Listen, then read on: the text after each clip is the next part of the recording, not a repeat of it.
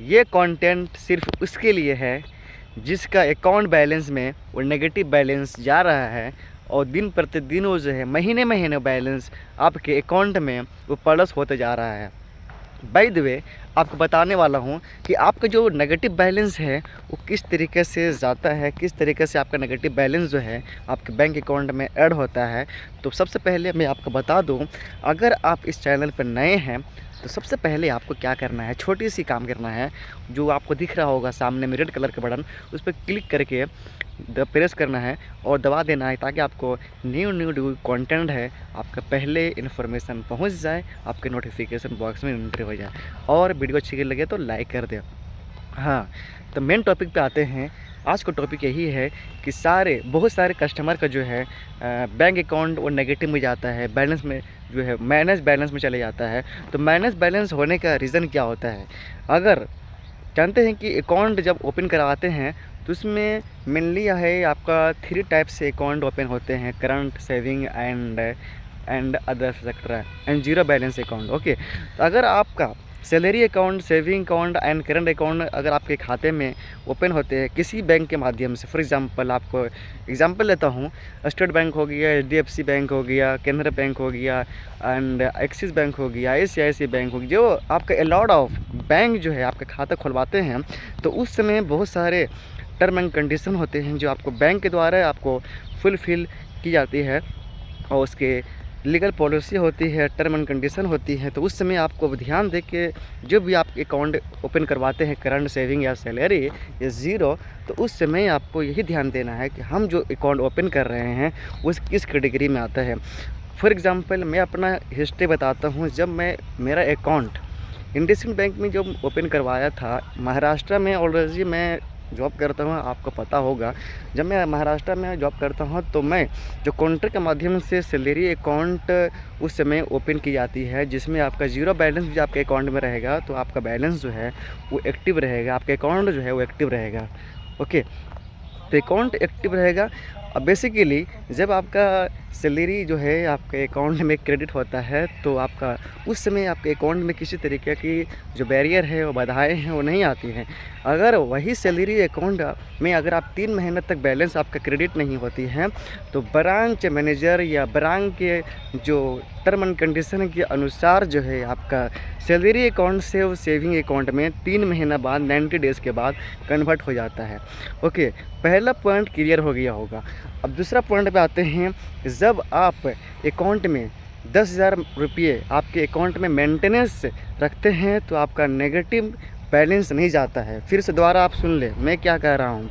अगर आपके अकाउंट में 10,000 रुपये वाला होगा तो 10,000 रुपये कोई भी बैंक में अगर आप रखते हैं तो आपका मेंटेनेंस चार्ज नहीं लगेगा। अगर आप 90 डेज़ तक 10,000 रुपये मेंटेन नहीं करते हैं तो उसके अगले 4th महीने में आपका जो है नेगेटिव बैलेंस या बैंक वाले जो है वो नॉन मेंटेनेंस चार्जेस लगाना शुरू कर देते हैं।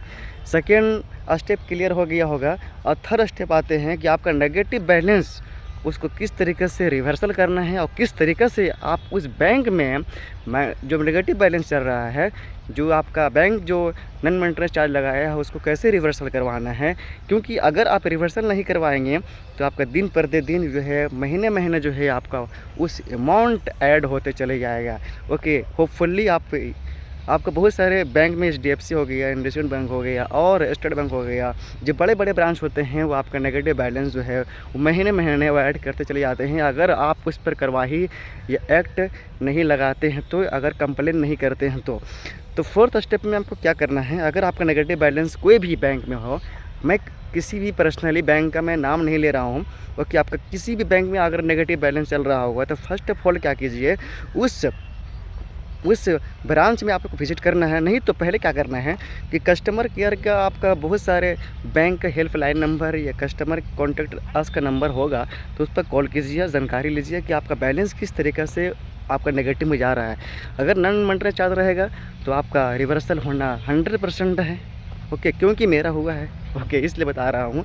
इंडसइंड बैंक में मेरा नेगेटिव बैलेंस में जा रहा था। ओके, क्योंकि मैं 3-4 महीने से जो है मैं अपना 10,000 रुपीज़ नॉन मेंटेनेंस चार्ज जो है मेंटेन नहीं कर पा रहा था। ओके, जब मैं 10,000 रुपये जो है हर महीने मेंटेन नहीं कर पा रहा था, तो उसके चौथे महीने बाद मेरे इंडसइंड बैंक वाले ने मेरे अकाउंट में नेगेटिव बैलेंस में डाल दिया।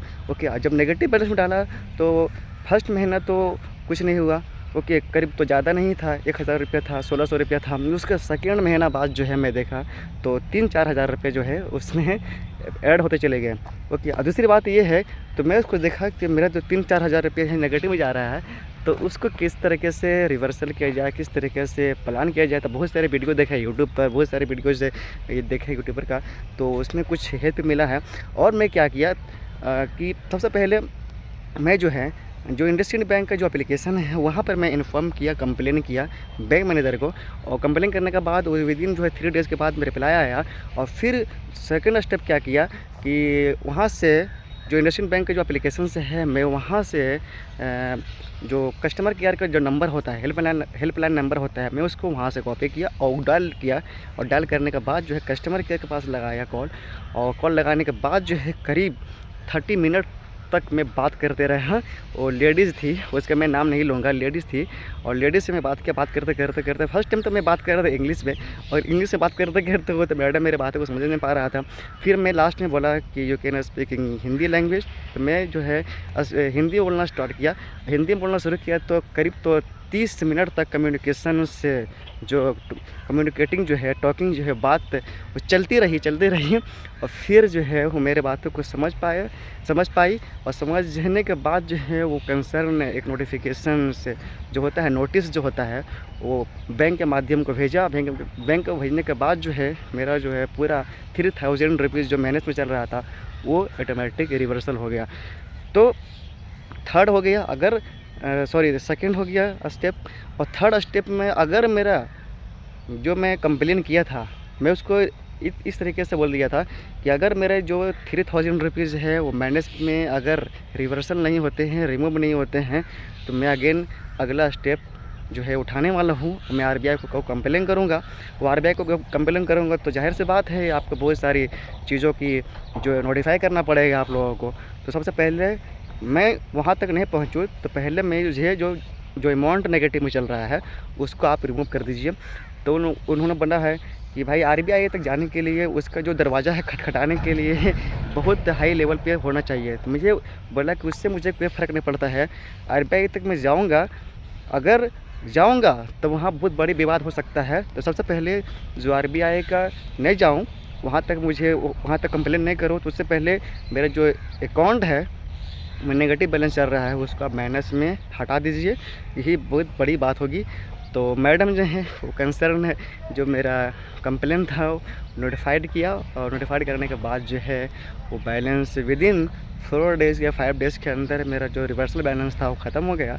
और विदिन जो मेरा पैसा काटा था ऑलमोस्टली वो मेरा पैसा जो है वापस भी हुआ है। ओके, तो सबसे पहले वही करना है। अगर यहाँ तक अगर आपको पहुँचते हैं, अगर यहाँ तक भी आपका कुछ कार्रवाई नहीं होता है, तो फिर क्या कीजिए, आरबीआई पे जाइए, वहाँ पे लिखिए नॉन मेंटेनेंस रूल का एक चार्ट आएगा, उसको कॉपी कीजिए, वहाँ से डाउनलोडिंग कीजिए, एक पीडीएफ फॉर्म में आएगा। और पीडीएफ फॉर्म में आने के बाद उसको क्या कीजिए कि किसी भी प्रिंटर शॉप पे जाकर उसको प्रिंट करवा लीजिए। और प्रिंट करवाने के बाद अपना जो बैंक मैनेजर है उससे भी लीजिए, और एक आपको उसके साथ में एप्लीकेशन भी लेके जाना पड़ेगा। ओके, मैं एप्लीकेशन से मैं यहाँ पर डाल दूँगा, नहीं तो मैं स्क्रीनशॉट लगा दूँगा, उस एप्लीकेशन को आप नोटिफाई कर लीजिए। ओके, आप नोट कर लीजिए। नोट करने के बाद जो है एप्लीकेशन प्लस जो नॉन इंटरेस्ट चार्ज जो आरबीआई का गाइडलाइंस है उसको साथ में लेके जाएंगे, तो बैंक में जो बैंक मैनेजर है उसको सबसे लास्ट वाला जो है 5th स्टेप और 6th स्टेप जो है 5वां नंबर और 6ठा नंबर जो सबसे लास्ट वाला रहेगा स्टेप, उसको दिखाइए। दिखाने के बाद जो है आप वहाँ से आपको जो बैंक मैनेजर है वो आपको जो बैलेंस और नेगेटिव वाला है वो आपको रिवर्सल कर देगा। तो वीडियो काफ़ी लंबी हो चुकी है, तो सारी चीज़ें जो सारे टॉपिक है एक ही वीडियो में कवर कर दिया हूँ। तो अगर वीडियो अच्छी लगी हो तो लाइक करें, सब्सक्राइब करें एंड कमेंट करें कैसी लगी वीडियो, आपको किस तरीके से दिक्कतों का सामना करना पड़ रहा है। बस आज के इतना ही, फिर मिलते हैं नेक्स्ट वीडियोज़ में। Bye bye.